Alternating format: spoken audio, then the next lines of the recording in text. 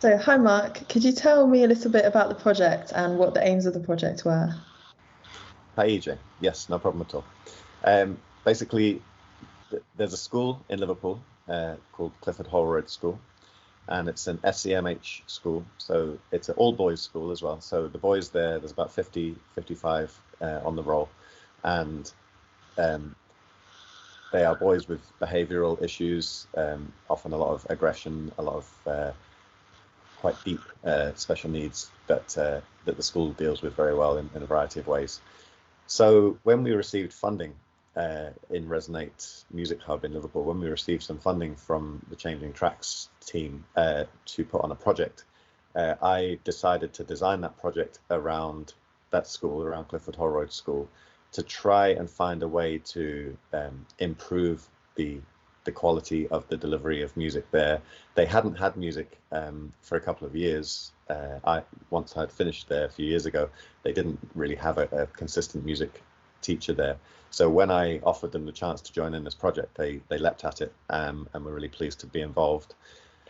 So I explained to them and I explained to the director of Resonate what I intended to do, and the Changing Tracks team seemed really happy with giving us the funding to make this project happen. Basically, to go into the school and organize music sessions in a specific way, in a strategic way that I hoped would give a sense of kind of growth and direction to the lessons. And so the process I had in mind for delivering sessions in the school was to start off, myself and my colleague Carl, who also works for Resonate Music Hub. I wanted us to both go in separately once a week, and Carl would take a certain amount of students for about 20-25 minutes each, and on a separate day I would take a different group of students for about the same amount of time each, and we would make this work over about probably over the autumn term. The intention was to, over the autumn term, to do one-to-one sessions with each of these students. There was a big demand for the project straight away. When the deputy head of the school offered this opportunity to the students in the school, she got a really big response, and there was quite a big waiting list, as well as the students who were able to take part in it. There was a waiting list of others who wanted to, but we just didn't have the space to accommodate them. And then after Christmas, for the beginning of the spring term, we intended to start matching the students together, sort of emotionally, socially, and practically in terms of their musical skills that they developed. Such as, for example, if someone had been learning guitar and certain songs and certain techniques on the guitar, and someone else had been learning bass, for example, certain songs and certain techniques on the bass, that they might match each other quite well in terms of their skill level and the songs they've been learning, and how they were approaching their learning. So the intention was to match students into pairs, and carry on teaching them, but in pairs now, and for slightly longer each time. Get them to talk to each other, get them to use the appropriate terminology and the appropriate language to discuss their preferences for the music they were making and learning, where they were going to go with their music learning, what they liked and didn't like, how they could work with each other better. These kind of discussions we wanted to prompt.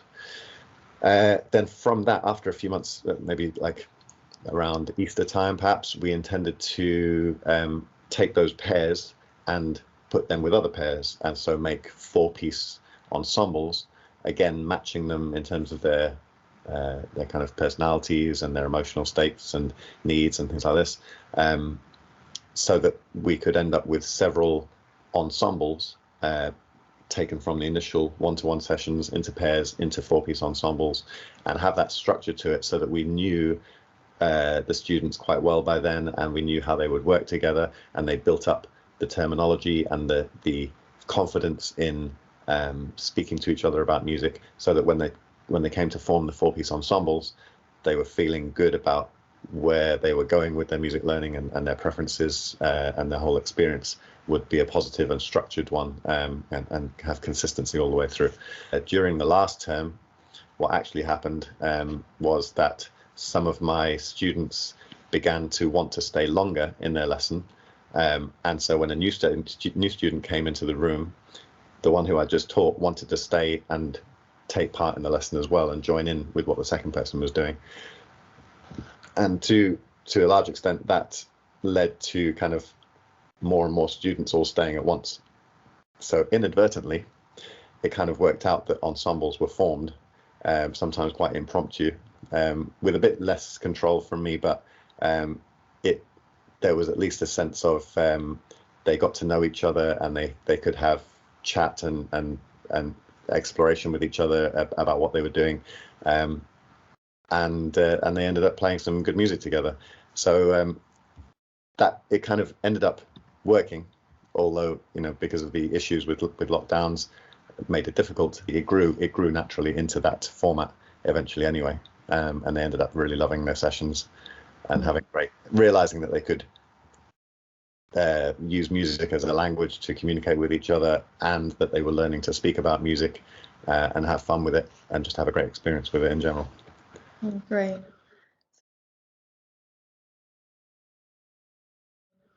So my next question is, what were the key outcomes, which you just touched on a little bit, but were there any other key things that stood out at the end?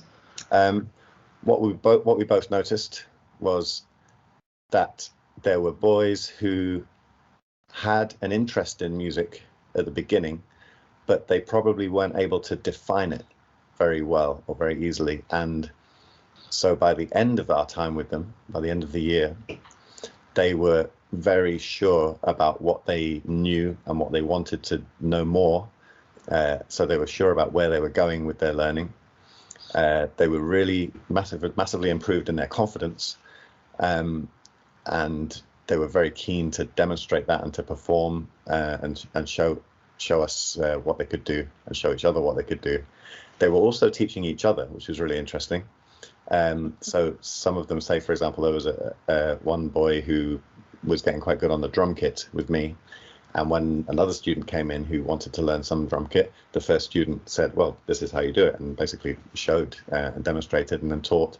And he even stayed longer, and when the second student was not getting something right, the first student would really help him out and say, no, put the foot there and put the hands there and make sure you're doing it, you know, counting and things like that. Mm-hmm. So it was a really interesting experience to see how they actually wanted to teach each other the skills that they'd learned. They were obviously so excited by it that it brought a great sense of joy and empowerment to them. Mm-hmm. So that was one of the big outcomes, that they developed the confidence to be with each other in a very positive, empowering way. One of the other outcomes that happened was that myself and Carl, the other practitioner, both undertook some training called Thrive training. This is a program that the school itself insists that all its staff go through in order to help their students the best that they possibly can.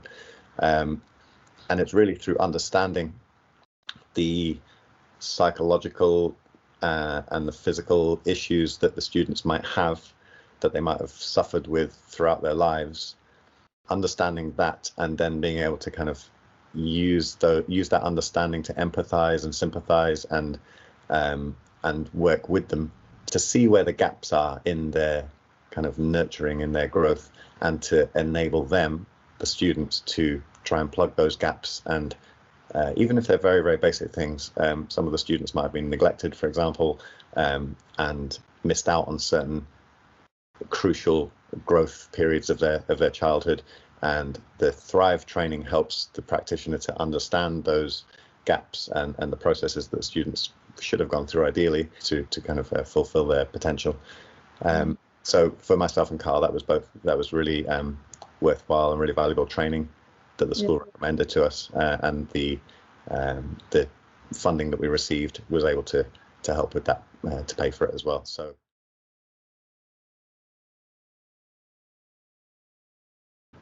inclusion really needs to be embedded across the entire structure of a music service, of a music hub, including the top levels, the senior management, the leadership. All need to have a sense of equality and diversity, and they need to be consistently aware of it, of the need for inclusion. It did actually have quite an impact on the senior leadership team of Resonate Music Hub in Liverpool, us doing this project kind of highlighted to the senior leadership team.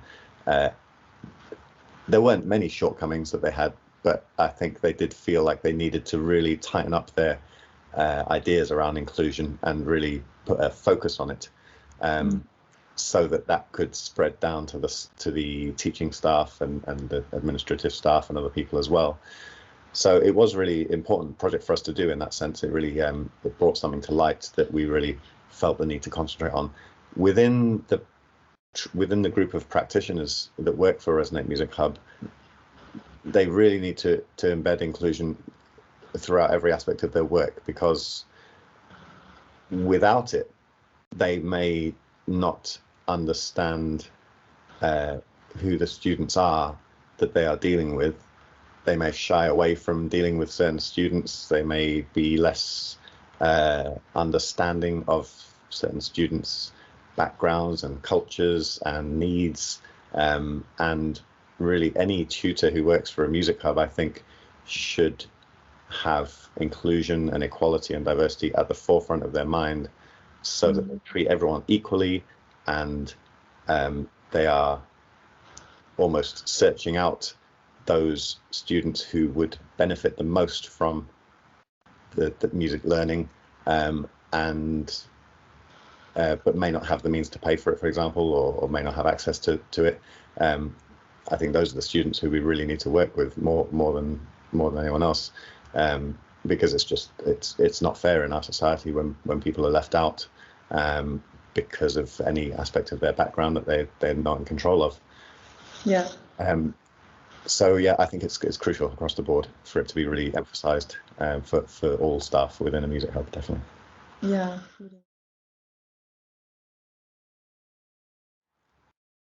The school was the communications that we had, especially towards the end of our time in the school. It became obvious that the school was really thrilled with the progress that students had made. And when we did have a clear run of sessions week after week in there, the school could see an improvement in the students' behaviour, in their attitudes, in how they socialised with each other, a more positive approach with each other. These are students we're talking about who very naturally can be quite aggressive and abusive and insulting to each other. That's just par for the course for them. But we help them to see that there is another way of behaving with each other and talking to each other. So music, I think, has this kind of magic quality that they don't have to use that kind of language or attitude to each other. They can actually play with each other and have fun and just enjoy each other's company in a creative sort of musical way. And so that was a massive impact on them. The school used that as a bit of a carrot and stick approach to say to the students, look, your behavior we've noticed it improving. We're really pleased about that. If you want to keep having music lessons, we need to continue to see this good attitude and approach. So the students were kind of led to want to continue that behavior, the good behavior, because they knew that their reward would be that they would have a great time doing music lessons. So it kind of became an upward spiral, I think, of positive creative guidance, if you like. Also, the head of the school is very musical in her own right. She's a guitarist and singer, and she was thrilled. She's always known about the positive benefits of music, but she hadn't really found the way to make it work in the school. So I think she felt that the project that we managed there was exactly as she wanted it to be. She saw the positive benefits of music in the school, and so that was quite a big personal positive for her as well. And the staff were really pleased as well. They all said how much the students were enjoying themselves and having how they'd seen the positive shine come through. Amazing. And did the teachers mention at all, notice how the positive effects from the music sessions influence how they were in other lessons or throughout that day or any other time?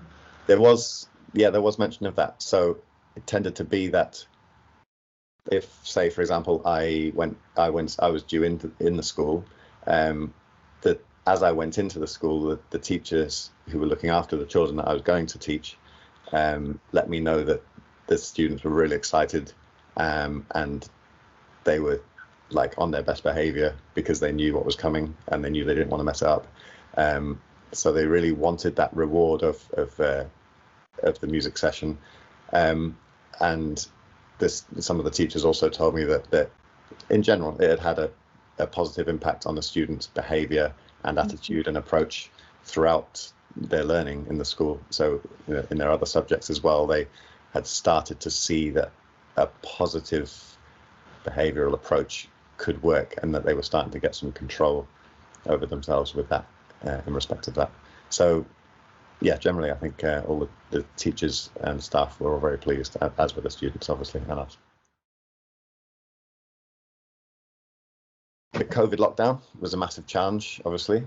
There were some weeks where we weren't able to go in at all. School was kind of out of action. We discussed doing online lessons and tried a couple, but I don't think the students took to it very, very well. They need that one-to-one, that they need that personal relationship, and I think with the computer screens in the way, it kind of made it a little bit awkward. So I don't think they really, perhaps given more time, we could have worked out a way to make that work, but yeah, we didn't really have time to kind of develop a system to make that work. I think some of the time there was challenges in that I was able to take instruments into the school, and as was Carl, my colleague, and we were able to use those instruments during our sessions. But when those sessions finished and we left the building, those instruments were locked away, and the students were not really allowed access to them for the rest of the week. So they were only allowed access to them during our sessions. It meant that they couldn't practice in the school. I think the teachers didn't feel confident enough to start getting the instruments out in their own right and just allowing the students free rein to play on them. And I understand that.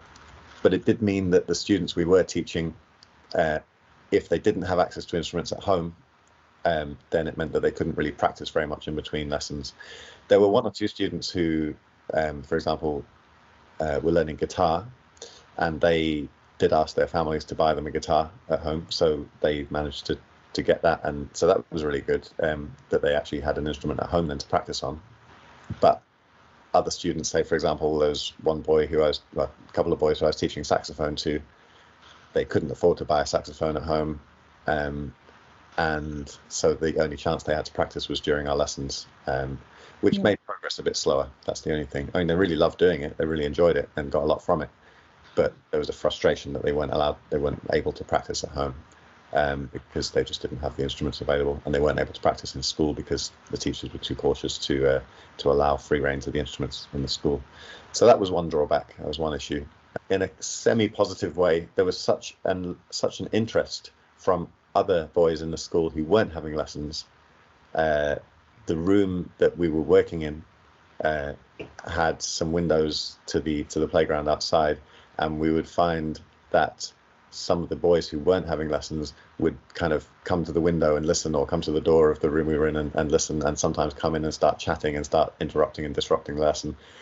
But it was only really because they were really interested in what was going on, and some of them actually kind of asked if they could join in and they could take lessons themselves. Okay. So another challenge that we found was that the nature of these students, the needs and the challenges they find themselves within their home life and school life, meant that their attendance at school was not always consistent. Mm-hmm. We'd often find that one week to the next, we weren't completely sure who was going to turn up. There were some students who were consistent all the way through, but there were a few who, through whatever issues were going on at home or in school, they weren't able to attend for quite some time.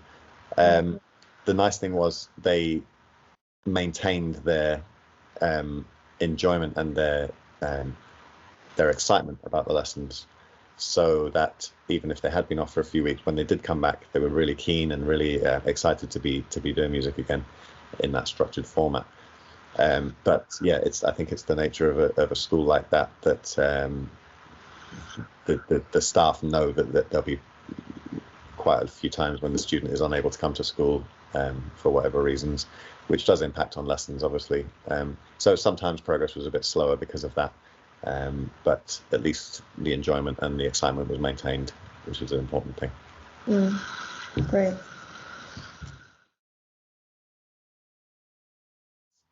I think there are a small number of music tutors who are willing to work in special needs schools. Most don't. Most shy away from it. And I think there's a certain amount of fear, a certain amount of trepidation, and that some tutors have.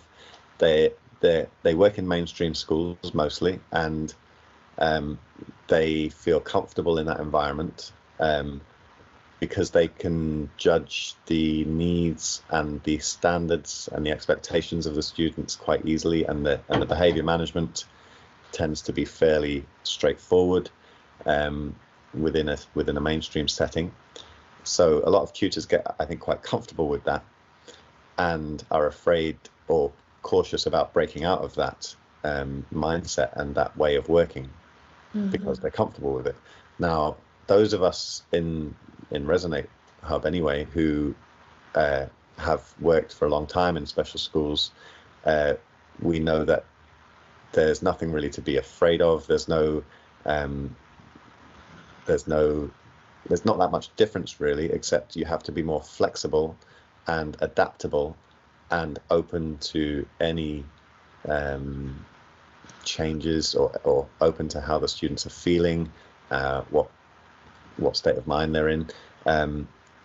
Certain things just have to be taken into account, and you have to have a certain flexibility of approach to allow yourself to go with the flow of what the student might or might not want to do. And behaviour management needs to be a bit more flexible as well. Sometimes you might need another adult from the school, a TA or teaching staff close by. So I think more mainstream staff should be encouraged to do this kind of work anyway, because it would enable a certain understanding of what goes on in special schools, and I think it would help. I think that when you've worked for quite a long time in special schools and then you go and work in mainstream, you become more aware of the differentiation that you need to bring into a mainstream setting. You become aware of how to accept each student on their own terms. You become aware that even in a so-called mainstream classroom, there will be children who either have special needs or who are kind of bordering on having special needs.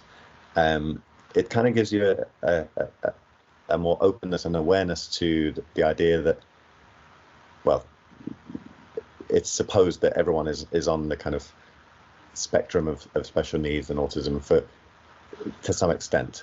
People are at different degrees of it anyway, and knowing that you can kind of work with anyone. I think if you've worked with children in special schools, mainstream schools then become that much easier to work in some ways. Different stresses and different pressures, but you can kind of be more open to what the students might bring to the session, and behavioural issues and their attitudes and how they want to learn. So I just think that tutors who work more exclusively in mainstream settings are kind of missing out on a big area of learning for themselves and experience for themselves that they might actually really, really enjoy, and it might open them up to be more flexible and to be more adaptable to different kinds of teaching and different kinds of student. Yeah, definitely. Yeah, so I found that from my own work when working in youth club settings within youth work, and also I was like a participant in UK Youth Parliament. I was part of a youth council growing up. Wow. And so, yeah, I've definitely noticed how it's really informed my practice, because I had that experience before even becoming a music tutor.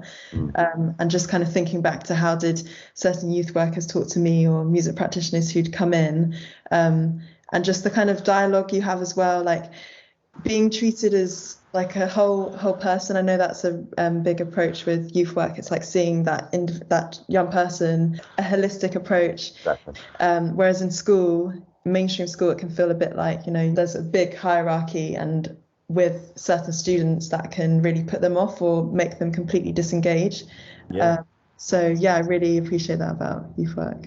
It's like some mainstream settings can feel like a kind of conveyor belt, like everyone's treated the same, and not everyone's treated the same, but everyone is looked at the same, and there's a kind of standardization of approach because it's that conveyor belt approach. But in special schools, probably as in youth clubs and youth settings, which I've worked in as well, so I understand exactly what you're saying. Yeah, you can't do that. You have to take every person on their own terms and for themselves, and look at, like say, the whole person, and have a holistic approach to the whole setting. So yeah, it's important stuff to understand and learn about. My background is I'm a music performer, songwriter. I've written songs since I was about 15 years old. I taught myself to play guitar at 15, started writing songs straight away, started performing as a solo performer, singing guitar almost immediately, and grew from that into bands. Taught myself to play clarinet and saxophone in my 20s. So I've always been trying to learn instruments. I'm really enjoying that learning, but always self-taught. I've never had lessons. I just teach myself any musical instruments or any musical techniques I can think of. I'm really inspired by music. I've always loved it and totally been so excited by music that I just I think that came from my own early school experience, where I had a teacher who just sang all the time and got the whole class singing, and I just remember loving singing as part of a group all the time, and it was just such fun and such a joy. I think I've kind of been inspired by that throughout my life, and wanted to bring that same sense of joy and excitement to students that I teach. But I think music can save the world in some ways, and it can transform people's lives in so many positive respects. But I'm happy for my life's mission to be making music and encouraging other people to make music in whatever way they can. I know it's transformed my life in so many positive ways, and I just want to bring that positivity and that experience to other people as much as I can. So. Yeah, oh, that's amazing. It's been so great to hear all about this project, and yeah, really getting into the detail and everything. So thank you for It's a great pleasure. Thanks.